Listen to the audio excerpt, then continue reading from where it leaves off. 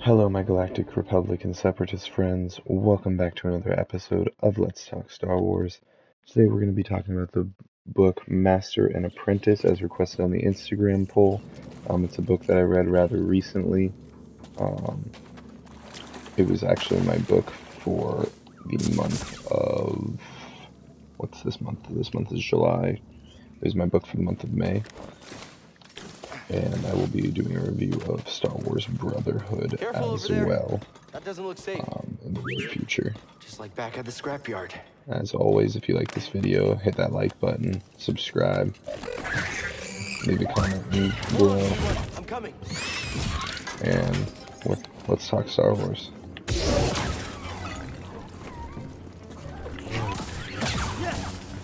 So, Master and Apprentice, the story takes place before Episode 1, before the prequels. Hey, that was pretty brave. An adventure and tells the story of Obi-Wan Kenobi as a Padawan with his master Qui-Gon Jinn. Will you let me?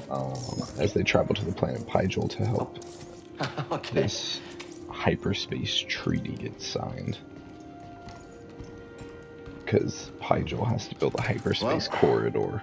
This conflict is busted, or but something like this that. should help you get moving for now. Some sort of space anomaly, I can't remember. I think it's a nebula, but I can't remember for sure if it's a nebula or not.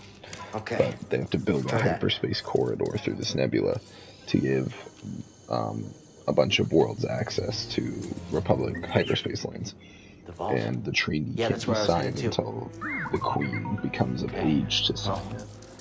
First we gotta figure out a way out of this place. She is only like 13 at the time, and she turns 14 in 6.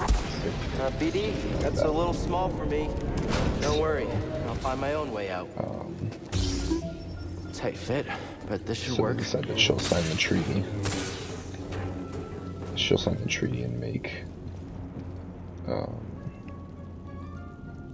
Those vines look like they lead somewhere. Hope they're sturdy. She'll sign the treaty and make the hyperspace lane available, as well as turn Pygel from an absolute monarchy, which it currently is, to a republic democracy. Meaning she'll just be the queen by symbolically, like in England. She won't have absolute power anymore.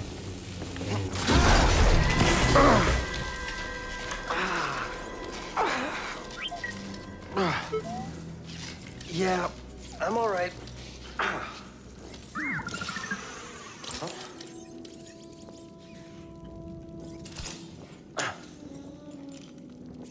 Healing stem. They're full of surprises.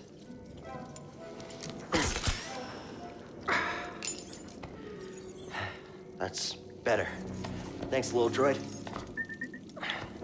Okay, let's try this again. So the acting ruler of the planet is technically this a Jedi Knight and former apprentice of Count Dooku, Rael Averross, who's actually a good friend of Qui-Gon's because Qui-Gon was the apprentice of Dooku after Averross. Don't remember? After Rael. Forgetful droid. And so Can't argue with that. Rael kind of took him under his wing after he Hey, a chest. after he Jedi would mind if we met grab supplies? Qui-Gon and saw that he was Dooku's new apprentice. And so you get to learn about their relationship. That's a fun one. And that's why Rael requests Qui-Gon for the mission, because he doesn't trust anyone else to get the job done, essentially, because Dooku has just left the Order, and so the only Jedi that Rael trusted were Dooku and Qui-Gon. He's a very unconventional Jedi. He's always wearing dirty That's where we need to go. He's a very interesting character, Rael is. The book opens with Obi-Wan and Qui-Gon struggling to connect with each other as master and apprentice. They're not working well together. They're not understanding each other a lot. They're struggling to see eye to eye and just work well together. And it leads to there being a little bit of Mapped tension. everywhere we've been. It leads to there being a little bit of tension between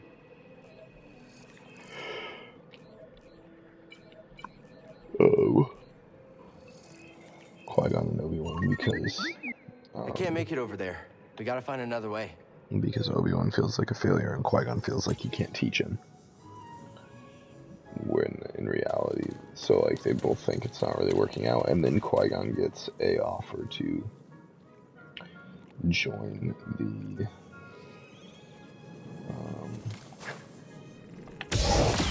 Qui-Gon gets an offer to join the Jedi Council, and that would kind of quote unquote solve all of their problems, because if he joined the council, Where are you going? if he joined the council rather, he wouldn't be able to train Kenobi anymore, and he would be able to pass off Kenobi to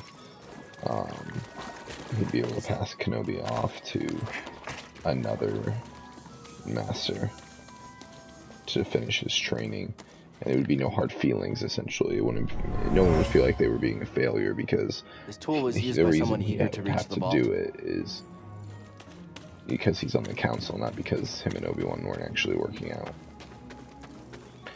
And so it's kind of like his scapegoat for Qui-Gon to be like, this is a good reason as to why I'm not going to be training Kenobi anymore. And then Kenobi finds out about the council assignment, but not from Qui-Gon. He finds out from the Chancellor, actually.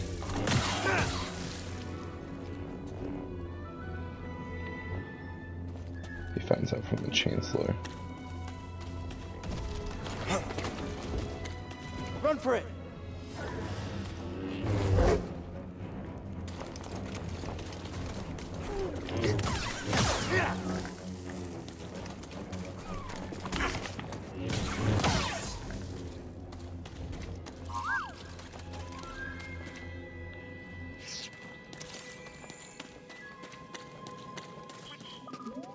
Good job. And that just causes even more tension between, oh fuck.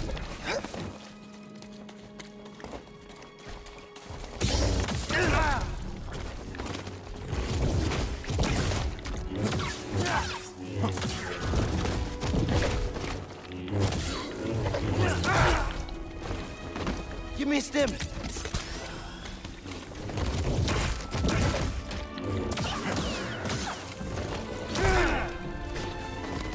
Now!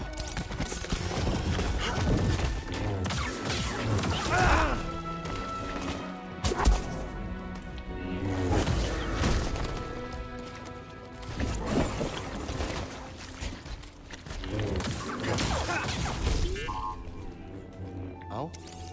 And that causes just a lot of tension between Obi-Wan and Qui-Gon throughout the entire show, pretty much, because or the entire book, rather, because Obi-Wan feels like Qui-Gon is done with him, and that he's not good enough for Qui-Gon, and that really messes with their relationship and causes a lot of tension on what might be their last mission together as they go to the planet Pygel, and Qui-Gon hasn't made a decision on whether he should join the Jedi Council or not. This book also has some really fun flashbacks of Qui-Gon's time training under Dooku and the little dark side of Dooku that comes out every once in a while. It's a really cool parallel, kind of like what we see in Clone Wars with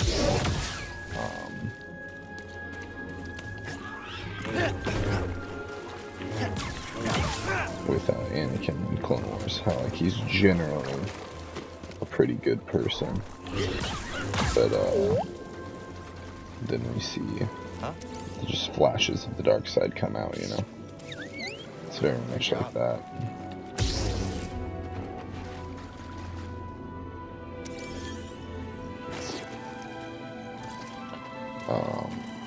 And we also get to see his relationship with Rael Aberros as well as Dooku, and how they develop it from how it's been developed from the past.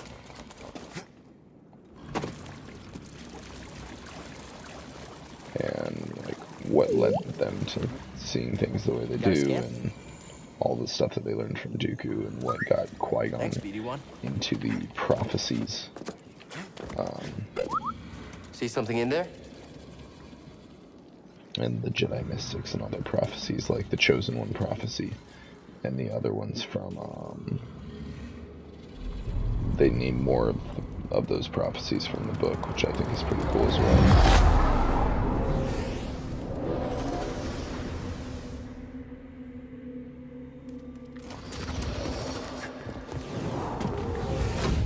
Try again.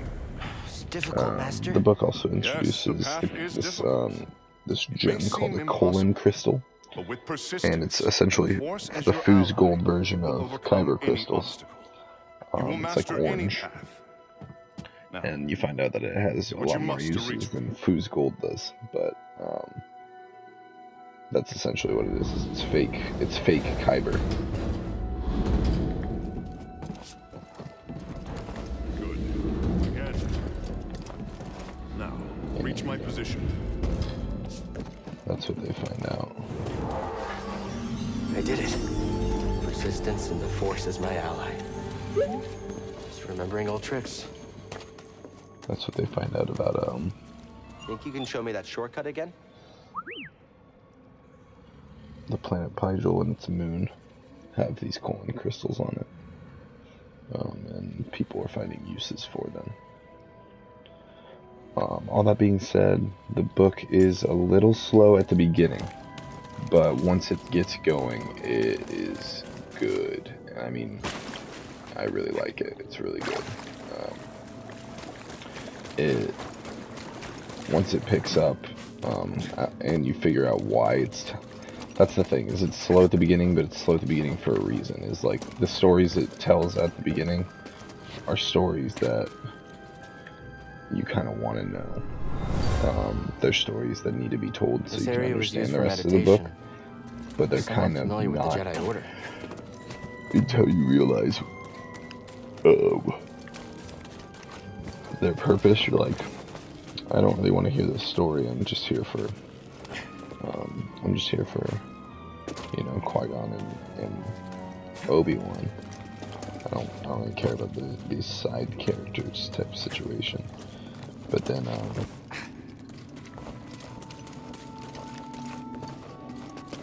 you realize that it's actually important to the story of Qui-Gon and Obi-Wan. Whoever owned this bag brought it from Coruscant. They were frustrated with the Jedi Council. All in all, I really like this book. I would highly recommend it to anyone who's looking to dive deeper into Star Wars, like outside of the TV shows and movies. It's a great novel, a solid start to get yourself on the path of reading Star Wars books. I think it's a great one to start with if you're like, I'm gonna watch my first Star Wars, or I'm gonna read my first Star Wars book. I think this is a really good one to be your first one. It's got everything you like in it. It's got great tie-ins to the prequel trilogy, obviously. It's very fun in terms of you never really know who the antagonist is. It's very captivating that way. Is the whole premise of the book. You're trying to figure out who is the main villain. It's a very intriguing, almost, it's not quite a mystery novel, but it is very action-packed, and it has a lot of questions that keep you hooked, and you're trying to figure out, like, who's really behind all this, for the majority of the book, which makes it really fun and really intriguing. I gave it a solid 9.5 out of 10. Obviously nothing's perfect, but this book is incredible. I loved it. And it's a great read or a great listen if you do audiobooks. It is on Audible if you would try to do it that way. It really develops the characters of Obi-Wan and Qui-Gon, as well as you get a little bit of Dooku in there and some good prequel tie-ins. And I really like just the whole premise of the book. I tried not to get into spoilers with this video. It was just a review. I don't want to tell you guys how it ends or anything like that. So I just told you some major plot points that are in it, some things that might get you interested in it. I would highly recommend this book. Really fun book, really good, really great read, and I think that if there's anything else to say about this book, it would be that just go give it a shot, because it really is one of the most entertaining books I've read in a while. I loved it, and I think that if you are into, and I'm not even really that big on reading, I mainly I never liked reading as a kid, but these books are great and I wanted to get into them. So I highly recommend giving this one a shot, even if you're not a big reader but you want to dive deeper into Star Wars. This book it's fun. If you don't want to read it, go listen to it on Audible. It's fun to listen to. They have voice actors and stuff. And there's just some fun jokes in the book as well, between Obi-Wan and Qui-Gon, as well as you learn some fun stuff, like why Obi-Wan hates flying. Okay, you probably would have won. Probably. But it's a very fun book. Go give it a read. Let me know what you think about the book if you do read it. Leave a comment underneath this video, or hit me up on Instagram. Let me know what you guys think if you do end up going and reading it. And as always, it's been a blast. If you guys have any questions or video topics you'd like me to cover, please leave a comment underneath this video, or go send me a DM on Instagram. Smash that like button. Go follow me on Instagram. Let's_talk_Star_Wars. And until next time, may the Force be with you. And thanks for talking Star Wars.